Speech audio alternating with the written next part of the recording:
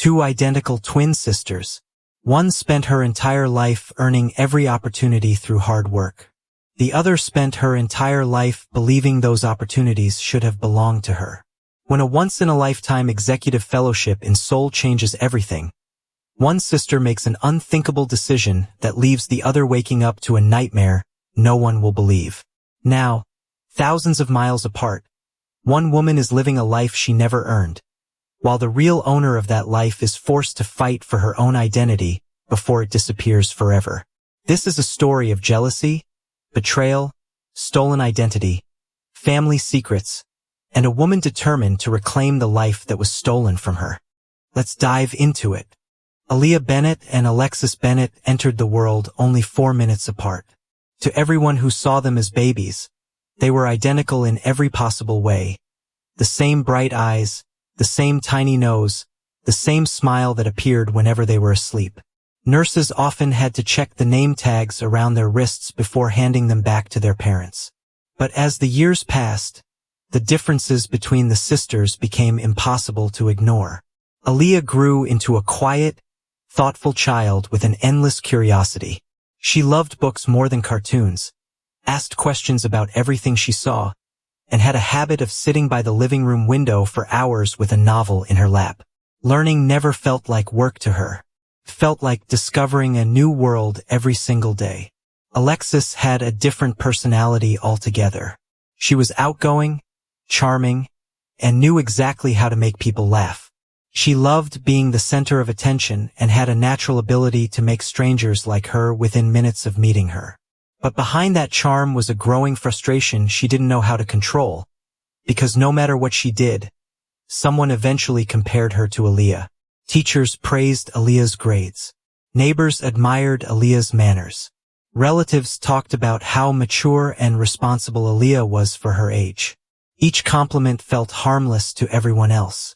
To Alexis, every one of them felt like another reminder that she was always standing in her sister's shadow. Their father, Michael Bennett, loved both of his daughters equally. Whenever report cards arrived, he hugged them both. Whenever birthdays came around, he made sure each girl had a cake, presents, and a special moment that belonged only to her. He believed children should never compete for their parents' love. Unfortunately, he was the only one in the house who believed that. Their mother, Diane Bennett, never intended to become unfair. At least that was what she told herself. She believed Alexis needed more encouragement because she struggled more. She believed Aaliyah was stronger and could handle disappointment better. Whenever Aaliyah accomplished something remarkable, Diane's first thought was never to celebrate her. It was to protect Alexis from feeling left behind. When the girls were 9 years old, Aaliyah entered the county spelling championship after weeks of preparing with her teacher. She won every round. By the end of the competition, she stood proudly on the stage holding a gold trophy almost as tall as her arm, the audience applauding as cameras flashed around her. Her teacher could barely hide her excitement. On the drive home, Aaliyah hugged the trophy against her chest, smiling out the window as she imagined placing it on the bookshelf in her bedroom. The moment they walked through the front door, Diane admired the trophy before turning toward Alexis, who had remained unusually quiet all afternoon. "Your sister looks disappointed," she said gently. Alexis lowered her eyes without saying a word. Diane sighed before looking at Aaliyah. "Why don't you let Alexis keep the trophy in her room for a while? It might cheer her up." Aaliyah's smile disappeared. "But I want it. I know, sweetheart. You're a good girl. You understand these things better than your sister does." Aaliyah looked down at the trophy. She had worked for weeks to earn it. She wanted to keep it. Instead, she carried it upstairs and placed it carefully on Alexis's shelf. Alexis watched without saying thank you. She simply smiled to herself as she ran her fingers over the shiny gold surface. That evening, Aaliyah stood quietly in the hallway outside her sister's bedroom, the trophy looking strangely out of place among Alexis's belongings. For the first time in her young life, she felt something she couldn't quite describe. Not anger, not jealousy, just a quiet sadness that settled somewhere deep inside her heart. She told herself it was only a trophy, There would be other competitions, other victories. She had no way of knowing that this would become the pattern of her life, that whenever she earned something, Alexis would somehow end up with it, and every time it happened, Diane would find a reason why giving it away was simply the right thing to do.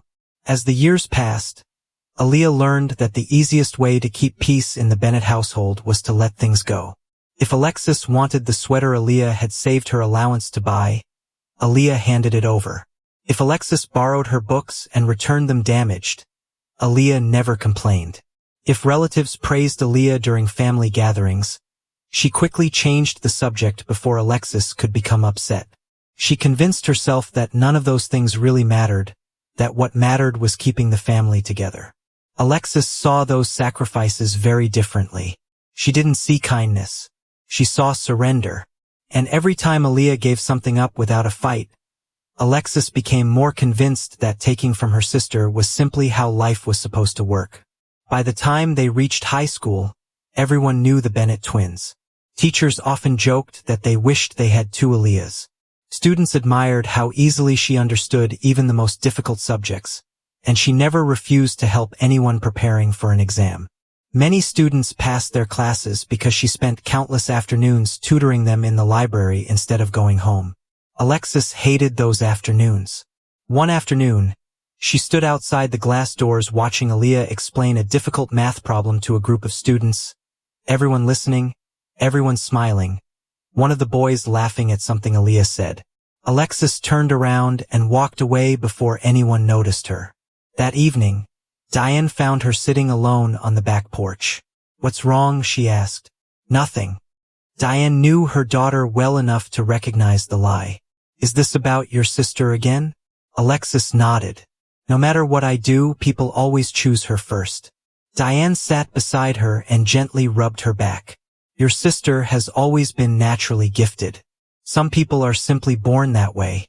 That wasn't what Alexis wanted to hear. She wanted someone to tell her she was just as good, to promise that one day she would have everything Aaliyah had. Instead, Diane tried to comfort her the only way she knew how. "Don't worry," she said. "Life has a way of balancing itself." Those words stayed with Alexis.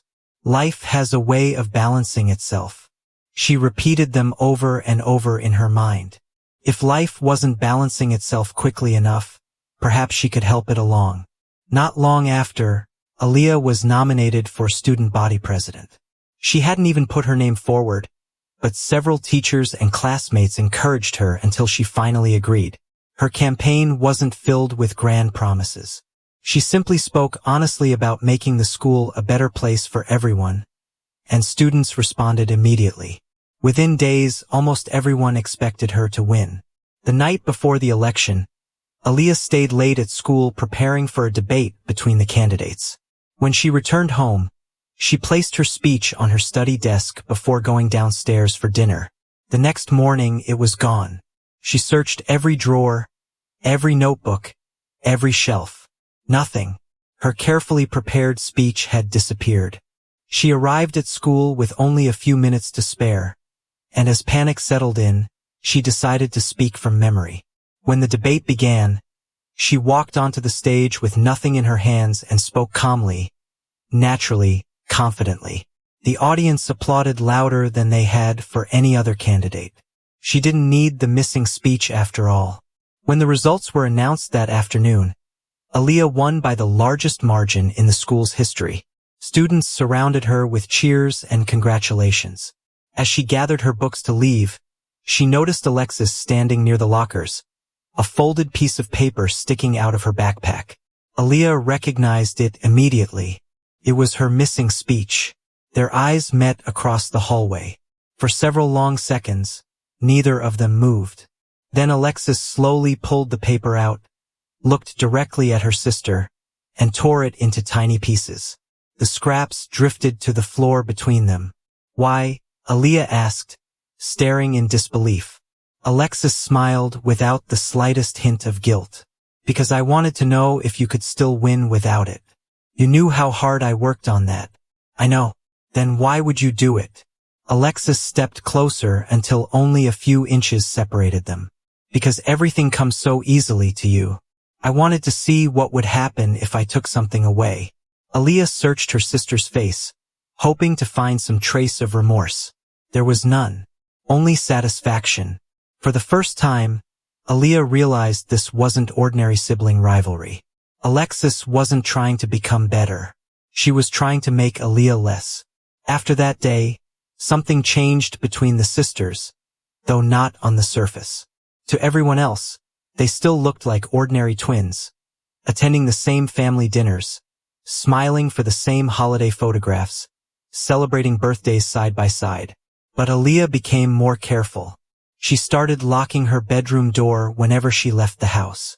She kept important documents in a small fireproof box hidden inside her closet. She changed the passwords to her email accounts every few months and never explained why. She simply told herself it was better to be cautious. Alexis noticed every change. One Saturday afternoon, while Aaliyah was volunteering at the local community center, Diane called her.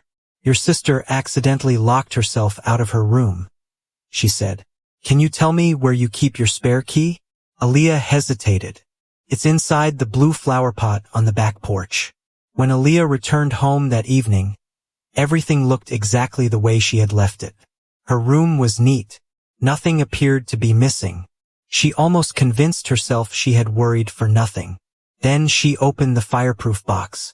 The documents inside had been moved only slightly, enough that most people would never notice.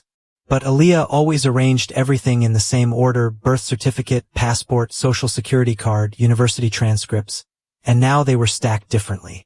She stood there staring at them. Someone had opened the box. She quietly closed it again without saying a word.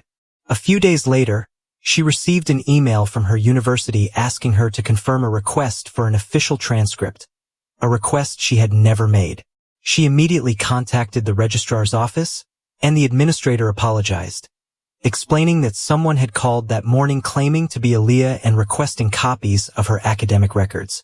Fortunately, the university required additional verification before releasing them, and the request had been canceled. When Aaliyah hung up the phone, a cold feeling settled in her stomach. She didn't tell anyone, not even her father. She wanted to believe it was all a misunderstanding. That evening, she walked past Alexis's bedroom and noticed the door slightly open. Inside, Alexis was sitting at her desk with several sheets of paper spread before her. So focused she didn't notice Aaliyah standing in the hallway. They weren't homework. They were photocopies, a sample signature, a list of personal information, date of birth, home address, university, emergency contacts. It was Aaliyah's information. Before she could step inside, Alexis quickly gathered everything into a folder. "Oh, you're home," she said. "What are you working on?" "Nothing important." For a brief moment, neither of them spoke. Then Alexis smiled. "You're looking at me like I'm a criminal." Aaliyah forced a small smile. "Maybe I'm just tired. Maybe." Alexis walked over and gently adjusted the collar of Aaliyah's jacket. "You know what's funny? People always say we're impossible to tell apart. Sometimes I wonder if they're right." "We're sisters," Aaliyah said, laughing awkwardly. "Of course we look alike." Alexis tilted her head. "Not just alike. Identical. Same face. Same voice. Same smile. If someone only met us once, do you think they'd know which one of us they were talking to the next time?" Aaliyah looked directly into her sister's eyes. "I think the people who really know us always would." For the first time, Alexis's smile disappeared. She simply nodded. "Maybe." Then she closed the bedroom door. Standing alone in the hallway, Aaliyah couldn't explain why her heart was racing. Everything Alexis had said sounded harmless, yet somehow it felt like a warning. She had no idea that while she was trying to protect her future, her sister wasn't thinking about stealing another trophy or another boyfriend. She was already imagining something much bigger. She was imagining what it would feel like to become Aaliyah Bennett. College became the first time the twins truly lived separate lives. Aaliyah accepted a scholarship to one of the country's top universities, where she majored in international business. Moving away from home felt strange at first, but it didn't take long before she realized something she had never experienced before: peace. No one compared her to Alexis. No one asked her to hide her achievements. No one made her feel guilty for succeeding. For the first time in her life, she was free to become whoever she wanted to be. She threw herself into her studies with the same quiet determination she had carried since childhood. She graduated with highest honors. Instead of celebrating herself, she called home first. Diane congratulated her politely before asking if she'd remembered to send Alexis the designer handbag she'd promised after getting her first internship. Aaliyah smiled sadly. She had almost forgotten. Of course she had remembered. She always remembered. Even after everything, she still wanted her sister to feel included. Alexis, meanwhile, never stayed in one place for long. She enrolled in college but dropped out before finishing her second year, blaming difficult professors, then unfair grading, then classmates who supposedly sabotaged her. Every failure belonged to someone else, never to her. Whenever relatives asked what Alexis was doing with her life, Diane always found an excuse. She's still figuring things out, she would say. Everyone has their own timeline. Aaliyah never corrected her. She quietly continued building the future she had dreamed about. After graduation, she joined an international consulting firm, where her work caught the attention of executives far above her level. Within 3 years, she had earned 2 promotions, and her name began appearing in industry publications alongside young professionals considered future leaders in global business. One afternoon, an email arrived with a subject line that would change her life. Invitation to apply for the Global Executive Leadership Fellowship. She almost ignored it. Programs like that attracted tens of thousands of applicants from around the world, and the chances of being selected seemed almost impossible. Still, she completed the application. Weeks turned into months. There were written assessments, leadership evaluations, case studies, panel interviews, each round eliminating hundreds of candidates. Aaliyah simply focused on doing her best. She never imagined how closely one particular interviewer was paying attention. Lee Jun-ho, the 34-year-old CEO of one of South Korea's largest multinational companies. Unlike the other interviewers, he rarely spoke during the early rounds. He simply observed, listening carefully to every candidate. Most of them gave polished, rehearsed answers. Aaliyah didn't. When she didn't know something, she admitted it. When she disagreed with a business strategy presented during a case study, she explained exactly why. She wasn't trying to impress anyone. She was simply being honest. After one interview ended, Lee Jun-ho surprised everyone by requesting an additional private session with her. It lasted nearly 3 hours. They discussed leadership, business ethics, cultural differences, global expansion, economic uncertainty. For the first time in years, Jun-ho found himself speaking to someone who challenged his thinking instead of simply agreeing with him. When the interview ended, he closed her file and made his decision. Before the other executives had finished reviewing the remaining candidates, he already knew who he wanted. 3 days later, Aaliyah received the official offer. She had been selected as the only American participant in the fellowship. The position came with a luxury apartment in Seoul, an executive salary, and direct mentorship under Lee Jun-ho himself. She read the email 3 times before it finally felt real, and then she cried. Not because of the money, not because of the prestige. She cried because after years of quietly sacrificing her own happiness to keep peace in her family, something wonderful had finally belonged to her alone. That weekend, Aaliyah drove home to tell her family in person. She could have announced the news over the phone, but she wanted to see the look on her father's face. He had believed in her long before anyone else had. She wanted him to be the first to hear it. When she pulled into the driveway, her father was already outside trimming the hedges. The moment he saw her, his face lit up, and he wrapped his arms around her so tightly that she laughed. You only come home looking this happy when you've got good news, he said. I do, she said. Dinner that evening was the first time the entire family had sat around the same table in months. Diane had cooked Aaliyah's favorite meal. Alexis even seemed to be in an unusually cheerful mood. For a moment, Aaliyah allowed herself to believe things had changed, that time had healed old wounds, that they were finally becoming the family she had always wished for. As dessert was served, Aaliyah placed an envelope in the center of the table. What's this? Her father asked. Open it." He unfolded the letter slowly, his eyes widening as he read each line. Then he looked back at her. "You got it?" "I got it." He stood so quickly his chair nearly tipped over, walked around the table, and hugged her again. "I'm so proud of you," he said. "Do you hear me? I'm so incredibly proud of you." "Thank you, Dad," she said, smiling through tears. He was the first person who had ever made her feel that her success didn't have to come with guilt. Diane picked up the letter next and read it carefully. A full executive fellowship, luxury accommodation, executive salary, direct mentorship under the CEO.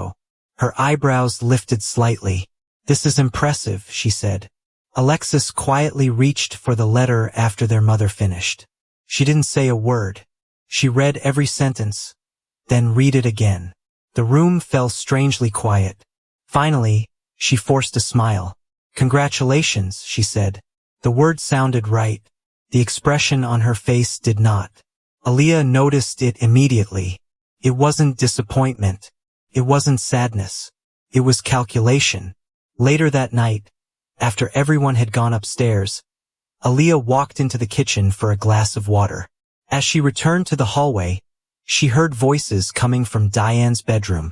She wasn't trying to listen. She simply froze when she heard Alexis speaking. "She always wins," Alexis said. There was a long silence. Then Diane answered quietly. "Life hasn't been easy for you. That isn't Aaliyah's fault." "I know," Alexis said. Another silence, longer this time. "She's leaving for Seoul. She's getting everything. The career, the apartment, the money. She'll probably end up marrying some billionaire while I'm still trying to figure my life out." Diane sighed. "Your sister has worked very hard." Alexis laughed bitterly. "That's what everyone always says. She worked hard. She's brilliant. She's kind. She's perfect. Do you know what people say about me? Nothing." Aaliyah's heart tightened. For a brief moment, she almost opened the door, almost walked in and told Alexis that none of this was worth losing her sister over. But she didn't. She quietly returned to her room. Inside Diane's bedroom, Alexis wiped away a tear, then looked directly at her mother. "Do you know what the funniest part is?" she said. "What? If we switched places tomorrow, no one outside this family would know." Diane frowned. "Don't say things like that. I'm serious. We have the same face, the same birthday. Most people can't tell us apart." "You're not thinking clearly," Diane said, shaking her head. "Maybe not." Alexis stood and walked toward the bedroom door. But before leaving, she turned back. "Have you ever wondered what my life would have been like if I had been born first instead of 4 minutes later?" Diane didn't answer. Alexis smiled faintly before walking away. She had already made up her mind. She wasn't going to spend another year watching Aaliyah build the life she wanted. If life refused to give it to her, she would take it. And this time, she wasn't coming for a boyfriend, or a trophy, or a school election. She was coming for Aaliyah's entire life. The days leading up to Aaliyah's departure passed in a blur. Documents to sign, orientation meetings to attend online, medical examinations, visa approvals, packing lists that seemed to grow longer every morning. It was the biggest opportunity of her life, and she wanted everything to be perfect. Her flight was scheduled for Friday morning, and she planned to spend one last week at her parents' house before leaving for Seoul, her apartment already packed into storage. Every evening, she sat with her father on the back porch while he watered the flowers, and he asked endless questions about South Korea, what she would be doing, how long she would stay, whether she would come home for Christmas. She answered every question with a smile, promised she would call every week, promised she wouldn't work too hard, promised nothing would change between them. He believed every word. Inside the house, Alexis watched those conversations through the kitchen window. Her expression never changed. One afternoon, Aaliyah left for a final meeting with her immigration lawyer. When she returned, she found Alexis sitting in the living room, a stack of travel books about South Korea resting on the coffee table. "Mind if I ask you something?" Alexis said, looking up and smiling. "Of course." "Why South Korea?" "I didn't choose the country," Aaliyah said, laughing softly. I applied for the fellowship because of the company. Still, Alexis said, picking up one of the books and flipping through its pages. You're lucky. You always end up exactly where you're supposed to be. It isn't luck, Aaliyah said, sitting beside her. You know how hard I worked for this. I do, Alexis said, and she reached over and squeezed Aaliyah's hand. I'm really happy for you. The words sounded sincere. For the first time in years, Aaliyah believed them and she smiled. That night, the sisters stayed awake talking until nearly midnight, laughing about childhood memories, old teachers, embarrassing school photos. For a few precious hours, it felt like they had finally found their way back to each other. Before going to bed, Alexis hugged her tightly. You're going to do amazing things, she said. I'm going to miss you, Aaliyah said, hugging her back. You'll never know how much, Alexis said, closing her eyes. The next morning, Diane surprised Aaliyah with breakfast, pancakes, fresh fruit, her favorite tea. You haven't made me breakfast in years, Aaliyah said with a smile. Diane looked almost embarrassed. I suppose I've been thinking about how far away you'll be. She placed the steaming cup of tea in front of her daughter. Drink it before it gets cold. Aaliyah thanked her and took a sip. The tea tasted slightly sweeter than usual. She didn't think anything of it. She spent the afternoon organizing the last of her paperwork. Her passport rested inside her handbag. Her employment contract had already been signed. Her boarding pass had been printed. Everything was finally ready. As evening approached, an unusual exhaustion settled over her body. She rubbed her eyes. That's strange, she said. Her father looked up from his newspaper. Long day? I guess so. Diane smiled gently. Why don't you lie down for a little while? You deserve the rest. Maybe just for an hour, Aaliyah said. She walked upstairs carrying her handbag, placed it carefully beside the bed, checked her passport one last time. Still there. Satisfied, she lay down. Within minutes, her eyelids became impossibly heavy. The last thing she remembered was glancing toward the bedroom window as the afternoon sunlight slowly faded across the floor. Downstairs, Diane stood silently in the kitchen. She looked toward the staircase, then toward Alexis. Neither of them spoke. Alexis slowly stood. Are you sure? She asked. Diane closed her eyes. There was a long pause before she whispered the one word that changed all of their lives forever. Go. Without another word, Alexis quietly climbed the stairs, stopped outside Aaliyah's bedroom door, turned the handle, and stepped inside. The room was silent. Aaliyah lay peacefully on the bed, breathing slowly, completely unaware of the nightmare that was unfolding around her. Alexis stood at the foot of the bed for several seconds. She had imagined this moment hundreds of times. Now that it had finally arrived, she felt strangely calm. She walked over to the handbag resting beside the bed and carefully unzipped it. Everything was exactly where Aaliyah always kept it. Her passport, her wallet, her phone, her laptop, even the small notebook where Aaliyah wrote reminders to herself. Alexis smiled. She knew her sister so well that nothing surprised her anymore. She picked up the passport and stared at the photograph. It wasn't her face, but it could have been. To anyone who didn't know them personally, the difference was almost impossible to notice. She slipped the passport into her own bag. Next came the phone. She held it in front of Aaliyah's sleeping face, and the screen unlocked instantly. Alexis wasn't surprised. She had tested it months earlier using an old phone with facial recognition. It had worked then too. She opened Aaliyah's email. Every message connected to the fellowship was there. Flight confirmations, company contacts, travel itinerary, apartment information, orientation documents. One by one, she forwarded everything to an email account she had secretly created months earlier, then began deleting messages, not permanently, just enough to make it difficult for anyone to piece everything together quickly. She opened the banking application. Again, facial recognition granted her access. She had already memorized every security question: mother's maiden name, first school, favorite teacher, answers only a sister would know. Within minutes, she changed the recovery email address, updated the phone number, and requested temporary security restrictions, claiming the account owner was traveling internationally and had lost access to her device. It was a precaution that would freeze most transactions until identity verification could be completed.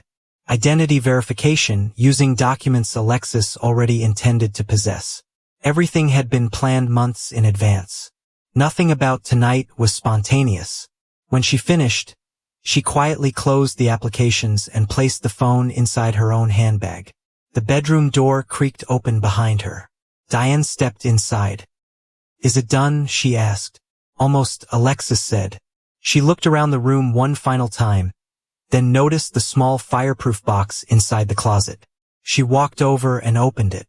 Inside were the documents she had spent years trying to reach: birth certificate, academic transcripts, employment records, professional certifications, every paper she needed to become Aaliyah Bennett. She gathered them carefully. For a brief moment, Diane looked uncertain. "Maybe we've gone too far," she said. "Too far," Alexis said, and laughed softly. "You said life wasn't fair. You said Aaliyah was stronger than me. Well, let's see how strong she really is." Diane lowered her eyes. She didn't answer. Deep inside, a quiet voice was telling her to stop everything, to put the documents back, to wake Aaliyah, to admit what they were doing before it became impossible to undo. Instead, she remained silent, and that silence became her answer. Alexis zipped the bag closed. "Tomorrow morning, everyone in Seoul will be expecting Aaliyah Bennett," she said. "And they'll get her." She looked once more at her sleeping sister. "Thank you," she whispered, "for building such a wonderful life for me." Then she switched off the bedroom light. Mother and daughter quietly walked downstairs. Neither of them noticed the family photograph hanging on the hallway wall. Two little girls smiling side by side, one holding the other's hand. A picture taken years before jealousy had turned one sister into a thief. Before dawn the following morning, a taxi stopped outside the Bennett house. Alexis stepped out carrying Aaliyah's luggage. She didn't look back. By the time the sun rose, she was already on her way to the airport, ready to board a flight under a name that had never belonged to her. And upstairs, the real Aaliyah Bennett was still asleep, completely unaware that by the time she opened her eyes, someone else would already be living the future she had spent her entire life earning. When Aaliyah finally opened her eyes, sunlight was pouring through the bedroom curtains. She frowned. Something wasn't right. She had intended to take a short nap, and judging by the position of the sun, several hours had passed. As she sat up, a sharp pain shot through her head. Her mouth felt unusually dry. Her body was heavy, as though every muscle had forgotten how to move. She reached for the glass of water beside the bed. It wasn't there. Neither was her handbag. She blinked several times, trying to clear her vision, and slowly got out of bed to look around the room. The suitcase she had packed for Seoul was gone. Her laptop was gone. The folder containing all of her travel documents had disappeared. A cold feeling spread through her chest. She rushed to the closet. The fireproof box sat exactly where she had left it, and relief washed over her until she opened it. Empty. Every document had vanished: her birth certificate, university records, professional certificates, everything. Her hands began to tremble. She searched the entire bedroom, under the bed, inside every drawer, behind the curtains. Nothing. She ran downstairs. The house was silent. Too silent. "Mom," she called. No answer. "Dad." Nothing. The kitchen table had been cleaned. The breakfast dishes were gone. Even the teacup from the previous afternoon had disappeared. She hurried outside. Her father's car wasn't in the driveway. Neither was Diane's. Alexis's car was gone too. Confused, she knocked on the neighbor's door. Mrs. Carter answered with a warm smile that quickly faded when she saw Aaliyah's expression. "Aaliyah, are you all right? Can I please use your phone?" "Of course." Within minutes, Aaliyah was speaking to her bank. After answering several security questions, the representative fell silent. "I'm sorry, Ms. Bennett," he said. "Your online banking profile was updated yesterday." "Yesterday?" "Yes." A request was submitted stating you were traveling overseas and needed new recovery information added to your account. I never made that request. The representative hesitated. According to our records, the request passed every security verification. Your identity was successfully confirmed. Aaliyah felt her stomach drop. Please freeze everything, she said. I'm afraid we can't do that until your identity is verified at one of our branches. But I am verifying it. I'm Aaliyah Bennett. I understand your concern, ma'am, he said gently. But according to our system, you already are. The call ended. Her breathing became uneven. She immediately called her mobile provider. And the answer was even worse. Her number had already been transferred to a new device, authorized by her. Then she called the airline. The woman on the phone politely informed her that Miss Aaliyah Bennett had checked in several hours earlier, and her flight had departed on schedule. Departed. She called her parents, but their lines were switched off. She called again, it was not reachable. Aaliyah stood frozen in the middle of Mrs. Carter's living room. That wasn't possible. She had never gone to the airport. Mrs. Carter placed a comforting hand on her shoulder. Honey, what's happening? There's only one person who could do this, Aaliyah said, slowly looking up. Who? My sister. The words barely left her lips before another terrifying thought entered her mind. She quickly borrowed the phone again and dialed her best friend, Priya, who answered almost immediately. Aaliyah, how's Seoul? I'm not in Seoul, Aaliyah said, closing her eyes. There was a confused laugh. Stop joking. I literally saw your picture at the airport this morning. What picture? The one you posted. You looked so excited. Aaliyah's heart nearly stopped. I didn't post anything. Priya fell silent. Then whose account was I looking at? Aaliyah already knew the answer. Someone had stolen more than her passport. They had stolen her entire life. And somewhere on the other side of the world, Alexis Bennett had just landed in Seoul, carrying a passport that read Aaliyah Bennett. Nearly 14 hours later, the aircraft carrying Alexis Bennett touched down at Incheon International Airport. As the seatbelt sign switched off, passengers hurried to collect their luggage, eager to begin their journey. Alexis remained seated, took a slow breath, and closed her eyes for a brief moment. This was it. Everything she had planned, everything she had stolen, everything she had dreamed about. From this moment forward, she was no longer Alexis Bennett. She was Aaliyah Bennett. She picked up the dark leather handbag resting beside her seat and looked at the passport one last time. Aaliyah Bennett. The name no longer felt strange. Felt like it belonged to her. Thank you for watching. Episode 1 ends here. Find out more about their story in episode 2 coming up soon. If you enjoyed story, please don't forget to subscribe, like and share the video to others, and also leave your comments, thoughts, and suggestions. You can also tell us where you are watching from. We like to know you better.